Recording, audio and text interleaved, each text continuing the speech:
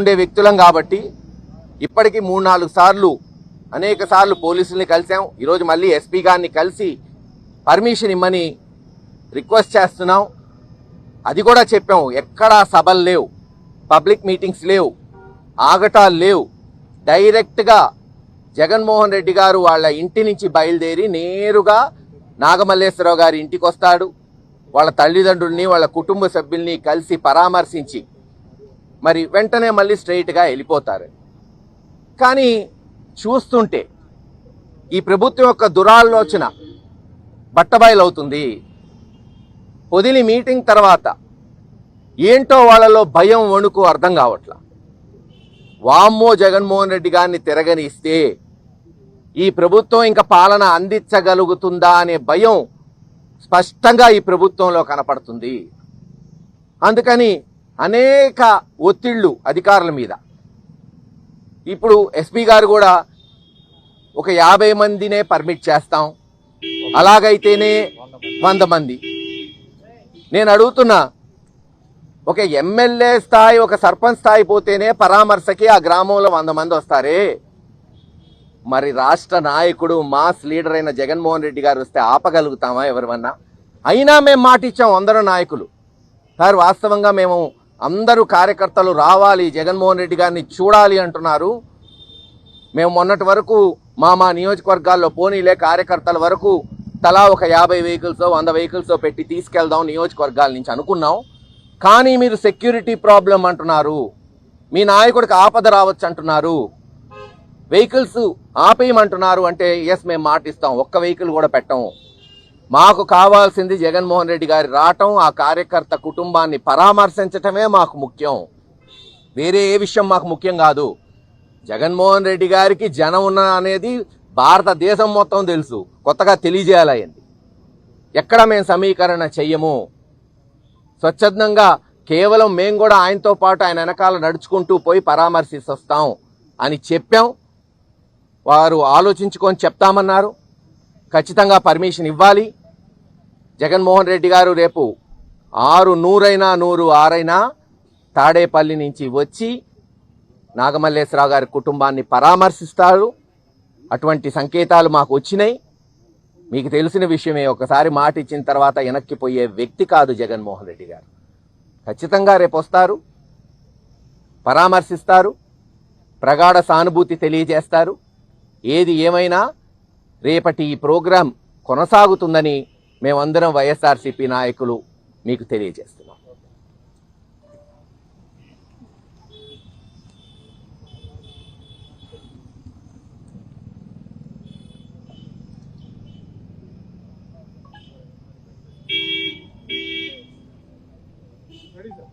మాజీ ముఖ్యమంత్రి జగన్మోహన్ రెడ్డి గారు ఒక చనిపోయిన కుటుంబానికి పరామర్శించడానికి కూడా రాకూడదా ఈ రాష్ట్రంలో? అంటే ఒక మాజీ ముఖ్యమంత్రి గారు, ప్రజాదరణ గల నాయకుడు, వైఎస్ఆర్ కాంగ్రెస్ పార్టీ అధ్యక్షుడైన జగన్మోహన్ రెడ్డి గారిని ఈరోజు పల్నాడు జిల్లాలోకి రానివ్వకుండా అడ్డుకోవాలని చెప్పి ఈరోజు ఈ ప్రభుత్వం కుట్ర ప్రకారం నడుస్తూ ఉంది. ఒక కుటుంబంలో ఒక వ్యక్తి చనిపోయాడు. వైఎస్ఆర్ కాంగ్రెస్ పార్టీకి సంబంధించిన ఉప సర్పంచ్ నాగమల్లేశ్వరరావు చనిపోతే చనిపోయిన కుటుంబాన్ని కూడా పరామర్శించడానికి వీల్లేదు అని చంద్రబాబు నాయుడు గారు, లోకేష్ గారు ఈరోజు ఈ రాష్ట్ర అధికారులకు ఆదేశాలు ఇస్తున్నారు. ఖచ్చితంగా ఇది తప్పు, ముమ్మాటికి తప్పు. చనిపోయిన కుటుంబాన్ని ఎవరైనా, రాజకీయాల్లో ఉన్నోళ్ళు ఎవరైనా సరే పరామర్శించడానికి వెళతారు. అది మన హిందూ ధర్మం ప్రకారం జరుగుతూ ఉంది. కాబట్టి దాన్ని కూడా ఈరోజు అడ్డుకోవాలని చెప్పి చూస్తూ ఉంటాం. ఇది నిజంగా సరైన పద్ధతి కాదు. అదేంటంటే ఆత్మకూరు చంద్రబాబు నాయుడిని అడ్డుకున్నారని చెప్పి ఈరోజు గగ్గోలు పెడుతున్నారు. నేను అడుగుతా ఉన్నాను, చంద్రబాబు నాయుడు గారు ఆత్మకూరు వెళ్ళారా లేదా? వెళ్ళారు. ఆ రోజు ఎన్ని ప్రోగ్రాములు చేశారు చంద్రబాబు నాయుడు గారు ఈ రాష్ట్రంలో ప్రతిపక్ష నాయకుడిగా ఉండి? ఎక్కడైనా మేము అడ్డుకున్నామా?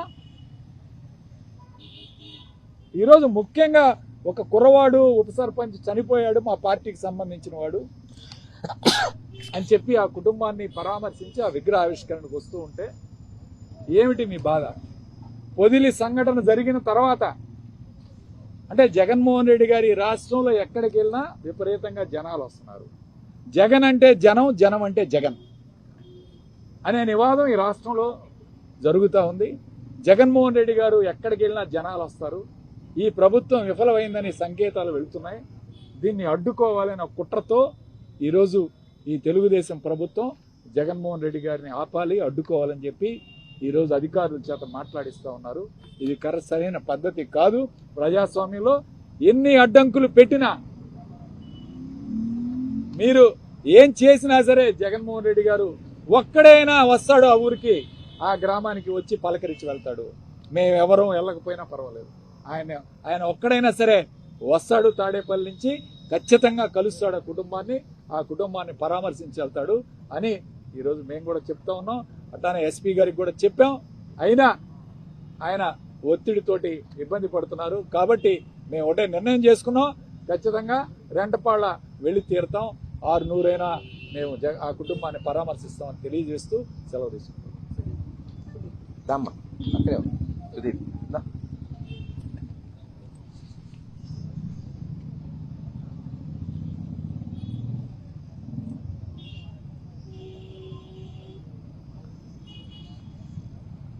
నాగమల్లేశ్వరరావు మన కాన్స్టిట్యున్సీలో, మన రాష్ట్రంలో రెడ్ బుక్ పాలనకి మొట్టమొదటిగా బలైన వ్యక్తి. ఎలక్షన్స్ కౌంటింగ్ రోజు అతన్ని ముందుగా తీసుకెళ్లి స్టేషన్లో పెట్టి ఒక రోజంతా అక్కడ ఉంచి చిత్రహింసలు పెట్టి వాళ్ళ కన్న కూతురు ఫోన్ చేసిన మాట్లాడలేని స్థితిలో పెట్టి తన్ని మరుసటి రోజు వదిలిపెడుతూ నువ్వు ఊరు వెళ్తే బాగుండదు, మళ్ళీ కేసు పెట్టి లోపల పెడతామని భయపెట్టి అతన్ని గుంటూరు పంపించడం జరిగింది. దానికి అతను కుర్ర వయసుతనంతో తట్టుకోలేక 6వ తారీఖు విషం దాటడం, పురుగు మందు దాటడం జరిగింది. ఆ తర్వాత హాస్పిటల్లో ట్రీట్మెంట్ తీసుకుంటూ పోరాడి మరణించడం జరిగింది. దానికి అప్పుడు జరిగిన సంఘటనని జగన్మోహన్ రెడ్డి గారు చెప్పగా ఇప్పుడు సంవత్సరం అవుతుంది కాబట్టి సంవత్సరానికి వస్తానని చెప్పి ఆయన మాట్లాడటం, దానికి ఖచ్చితంగా ఆయన చివరి కోరికని వాళ్ళ నాన్న చెప్పడం, జగన్మోహన్ రెడ్డి గారిని కలవాలని ఆయన చివరి కోరికని చెప్పడం, దానికి ఆయన రెస్పాండ్ అయ్యి నేను ఖచ్చితంగా వస్తానని చెప్పడం జరిగింది. ఆయన చెప్పినట్టు జగన్మోహన్ రెడ్డి గారు 18వ తారీఖు రెంటపాల వచ్చి వాళ్ళ కుటుంబ సభ్యులను ఓదార్చడం జరుగుతుందని స్టేట్మెంట్ ఆయన రోడ్డు మ్యాప్ ఇవ్వడం జరిగింది. దానికి ఇక్కడ ఎస్పీ గారు కొన్ని అడ్డంకులు చెప్పారు, అంటే అక్కడ ఉన్న ఇబ్బందులు చెప్పారు. ఆయన చెప్పినట్టుగా మేము భోజనాలు పెట్టడం ఇబ్బంది అని చెప్తే ఆ భోజనాలు క్యాన్సిల్ చేయడం జరిగింది. అక్కడ ఆ రోజు భోజనాలు పెడితే అంతమంది తట్టుకోలేదంటే అది తీసేసాం. ఆ ఊర్లో ఎక్కువ మంది పట్టరంటే ఆ ఊర్లో కూడా ఎక్కువ మంది రానికన్నా చేయడం తీసుకుంటామని జాగ్రత్తలు చెప్పాం. అక్కడ ఉన్న విగ్రహం ఉన్న చోటకి ఆ ఇంటికి పక్కనే విగ్రహం ఒకటి ఉంటుంది, ఆ చోటు కొంచెం కన్జెస్టెడ్గా ఉంది, అది కొంచెం రిస్క్ అని చెప్పారు. దానికి కూడా బ్యారికేడ్స్ పెట్టించాం. ఆ రోడ్లోకి ఎవరు రానికుండా కేవలం కాలనీ వరకే పోవడానికి చూసుకుంటామని చెప్పాం. అయినా కష్టం అని చెప్తున్నారు. వాళ్ళ ఇబ్బందులు వాళ్ళు చెప్పారు, మేము ఏం జాతరలు ఇస్తున్నా చెప్పాం. మేము మీరు చెప్పండి ఏం జాతరలు తీసుకోవాలా ఏది తీసుకుంటా చెప్పాము మేము. అయినా ఇంకా వాళ్ళు అడ్డుకుంటారంటే మేము చేసేది లేదు. జగన్మోహన్ రెడ్డి గారు మాజీ సీఎం రేపు మాత్రం ఖచ్చితంగా రావడం జరుగుతుంది. ఎవరు రాకపోయినా నేను ఒకరైనా వస్తానని చెప్పి ఆయన మాటిచ్చారు. ఆయన ఒకరైనా సరే తాడేపల్లి నుంచి రేపు బయలుదేరి రెంటపాల నాగమల్లేశ్వర కుటుంబ సభ్యుల్ని ఖచ్చితంగా ఆయన కలిసి వెళ్తారు. ఇది ఎవరు ఆపమన్నా ఆగేది కాదు. అట్లానే జనాల్ని ఎవరు మేము మొబిలైజ్ చేయట్లేదు, అందరికి చెప్పాము. అది నిన్న మొన్న చెప్పినా అది వద్దని చెప్పాము, ఎక్కువ మంది ఇబ్బంది ఉందని చెప్పాము. ఎంత చెప్పినా జగనన్న వస్తున్నారంటే నాకు తెలిసి ఎవరు ఆగరు. అది మేము సాధ్యంతో మేము ఆపుతామని మాటిచ్చాం. కానీ అది అందరికి తెలుసు అది మా వల్ల అయ్యేది కాదు. ఇకపైన జరిగేది ఎట్లా ఉన్నా మేము ఆయనకి ప్రజెంట్ చేసాము, ఇట్లా వస్తున్నారు మీ జాతరను తీసుకొని తెలియడం జరిగింది. Thank you.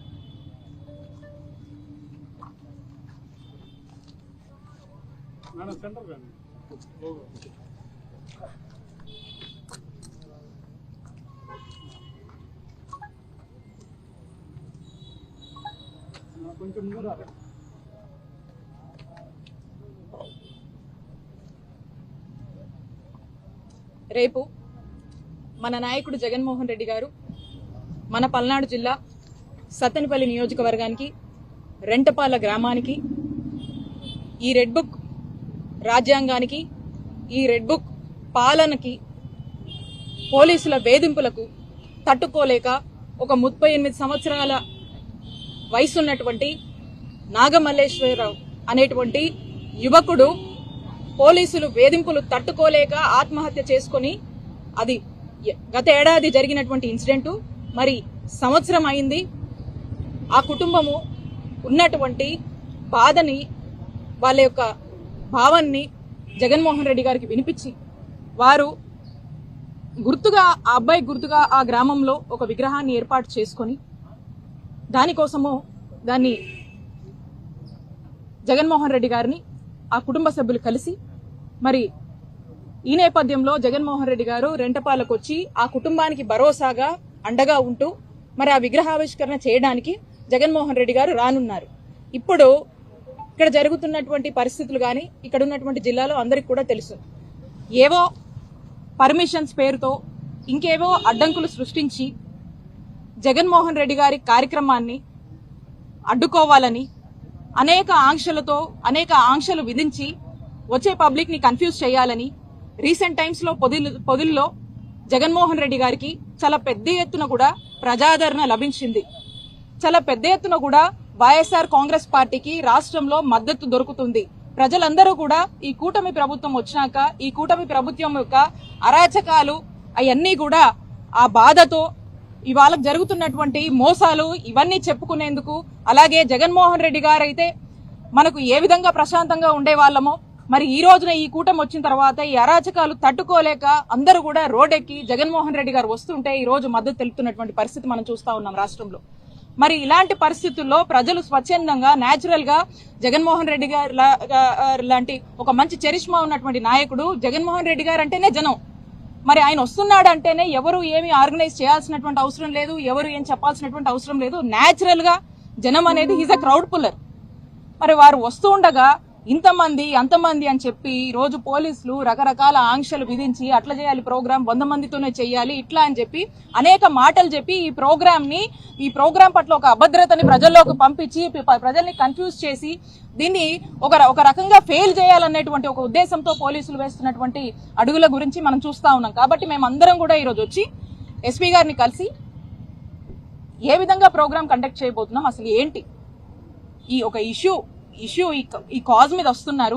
ఇదేదో వేడుక కాదు, ఇదేదో ఇంకొక ఇష్యూ మీద ఏదో ధర్నానో ఇంకోటి కాదు. కేవలం ఆ ఫ్యామిలీ ఒక భరోసాని, ఆ ఫ్యామిలీ గోత్రూ అవుతున్నటువంటి ఒక బాధకి భరోసానిస్తూ వారి ఇంటికి జగన్మోహన్ రెడ్డి గారు విచ్చేస్తున్నారు. దీనికి కూడా ఈ షెడ్యూల్ ఏంటి, అదేంటి, ఇదేంటి అని చెప్పి 100 కారణాలు చెప్పి కన్ఫ్యూజ్ చేస్తూ ఇబ్బందులకు గురి చేస్తా ఉన్నారు. మేము ఒక్కటే స్పష్టం చేస్తా ఉన్నాము, జగన్మోహన్ రెడ్డి గారు మీరు ఎన్ని ఆంక్షలు విధించినా, మీరు ఎన్ని ఆటంకాలు కలిగించినా రేపు ఆ కుటుంబాన్ని పరామర్శిస్తున్నారు, వారికి అండగా నిలబడిపోతున్నారు. రేపు రెంటపాలకు ఖచ్చితంగా వస్తున్నారు. రేపు ప్రోగ్రాం ఖాయమని చెప్పి మరొకసారి ఇక్కడ ఉన్నటువంటి జిల్లా ప్రజలకు మేము స్పష్టం చేస్తా ఉన్నాము. అలాగే ఎంత దారుణం అంటే, ఎందుకు నేను అడుగుతా ఉన్నాను పోలీసుల్ని, ఎందుకు మీకు జగన్మోహన్ రెడ్డి గారు టూర్ అంటే ఎందుకు, జగన్మోహన్ రెడ్డి గారు వస్తున్నారంటే ఎందుకు ఈ కూటమి ప్రభుత్వానికి అంత భయము, ఎందుకు ఎక్కడ లేనన్ని ఆకాంక్షలు మీరు విధిస్తున్నారు? ఏమన్నా ఎమర్జెన్సీలో ఉన్నామా? అక్కడ బార్కెట్స్, ఇక్కడ బార్కెట్స్, చుట్టూరు బార్కెట్స్, ఇన్ని పెట్టండి అన్ని పెట్టండి, అక్కడ రెస్ట్రిక్ట్ చేయండి, ఇటు నుంచి రావద్దు అటు నుంచి రావద్దు అని చెప్తా ఉన్నారు. మన రాష్ట్రం ఏమన్నా ఎమర్జెన్సీలో ఉందా అని నేను ప్రశ్నిస్తా ఉన్నాను ఈ పోలీసుల్ని. కాబట్టి ఎట్టి పరిస్థితుల్లో మీరు ఎన్ని విధించినా, మీరు ఎన్ని ఆటంకాలు కల్పించినా జగన్మోహన్ రెడ్డి గారు రావటం ఖాయమని స్పష్టం చేస్తా ఉన్నాము. అలాగే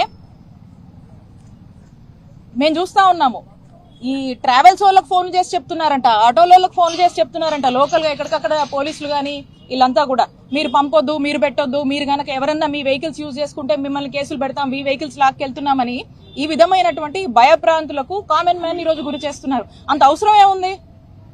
ఎందుకంత భయం అంటే కూటమి ప్రభుత్వము ఫెయిల్ అవుతుంది, జనాదరణ అనేది ఈ రోజు వైఎస్ఆర్ కాంగ్రెస్ పార్టీకి నాయకుడు జగన్మోహన్ రెడ్డి గారికి పెరుగుతుంది. మీరు చేస్తున్నటువంటి అరాచక పాలనను తట్టుకోలేక ఈరోజు జనం రోడ్డెక్కుతున్నారు. రోడ్డెక్కి వాళ్ళ యొక్క బాధల్ని, వాళ్ళకు నమ్మకం ఉన్నటువంటి, వాళ్ళకు న్యాయం చేస్తాడని నమ్మకం ఉన్నటువంటి ఒక నాయకుడికి చెప్పుకోవడానికి రోడ్డెక్కుతుంటే మీరు ఇదంతా కంట్రోల్ చేయాలి, ఈ గవర్నమెంట్ ఫెయిలియర్ అనేది, కూటమి ప్రభుత్వం ఫెయిల్ అవుతుందని పబ్లిక్ గ్రహిస్తున్నారు, మంచి గ్రాఫ్ వస్తుంది, వైఎస్ఆర్సీపీకి ఒక గ్రాఫ్ పెరుగుతుంది, కాబట్టి దీన్ని మొత్తం కనపడకుండా చెయ్యాలని చెప్పడానికే ఈ ఆంక్షలు విధిస్తా ఉన్నారు. ఖచ్చితంగా మేము చెప్తా ఉన్నాము. ఏదేమైనప్పటికీ రేపటి ప్రోగ్రాం జగన్మోహన్ రెడ్డి గారు వస్తున్నారు. ఇదే కాదు, ఇదే కుటుంబానికి కాదు, ఇలా అన్యాయంగా, ఇలా ఏ ఇబ్బందుల్లో ఉండి ఎవ్వరు బాధపడినా అలాంటి కుటుంబాలకు ఇక్కడే కాదు రాష్ట్రంలో ఎక్కడైనా కూడా మన నాయకుడు జగన్మోహన్ రెడ్డి గారు ఖచ్చితంగా వస్తారు, పరామర్శిస్తారు, ఆ కుటుంబాలను ఆదుకుంటారు, అండగా నిలబడుతున్నారని చెప్పి చెప్తున్నాము. ఇక దీని మీద ధ్యాస లేదు వీళ్ళకి. ఇక దేని మీద ధ్యాస ఉందంటే వాళ్ళకి పూర్తి స్థాయిలో కూడా వీటి మీద ధ్యాస ఉంది. మా నియోజకవర్గంలో ఈరోజు చిలుకలూరుపేట నియోజకవర్గంలో నాదెండ్ల మండలంలో ఇద్దరు రైతులు దారుణంగా ఏ విధంగా ఆత్మహత్య చేసుకుని చనిపోయారో ఈరోజు ఈ వార్త అందరూ కూడా వినే ఉంటారు. ఎందుకు జరిగింది ఈ ఆత్మహత్య? ఆ రైతుకు అంత కష్టం ఎందుకు వచ్చింది? ఎందుకంటే కూటమి ప్రభుత్వం వచ్చాక రైతుకి న్యాయం జరగట్లేదు. రైతు కష్టాలు ఏ విధంగా ఉంది, ఎంత బాధల్లో ఉన్నాడు, ఆ బాధ తట్టుకోలేక ఈ రోజు ఆ రైతులు ఆత్మహత్య చేసుకున్నారు. దీని బాధ్యత ఎవరు తీసుకుంటారు? దీనికి కారణం ఎవరు? కూటమి ప్రభుత్వం కాదా?